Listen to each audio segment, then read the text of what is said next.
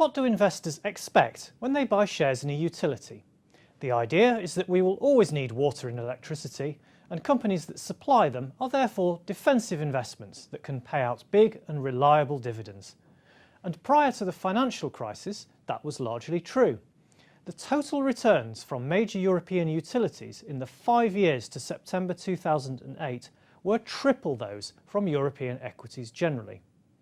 Since then, though, returns have been poor.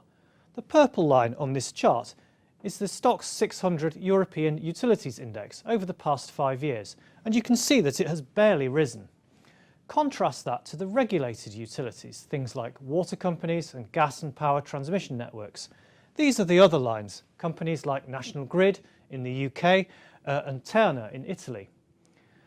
Each one of these groups has beaten both the wider European Utilities Index and its home market. And this next chart helps explain the divergence in performance. Many conventional utilities are heavily exposed to the prices of commodities like oil, coal and gas, which are effectively passed through as lower power prices.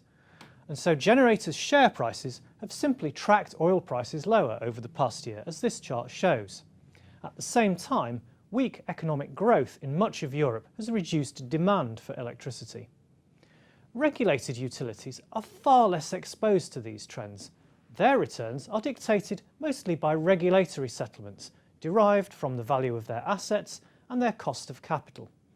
This combination of visibility and relative certainty over returns has proved very attractive to yield-starved investors, and that has left the regulated utilities sector looking fully valued.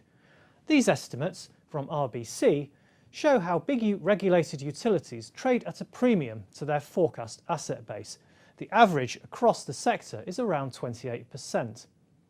The obvious risk is that regulators decide companies have had it too easy and impose tougher regimes. But they have to strike a balance. Electricity grids in particular require substantial investment, and with interest rates and inflation set to remain low for some time, it's hard to see what might snap regulated utilities' winning streak.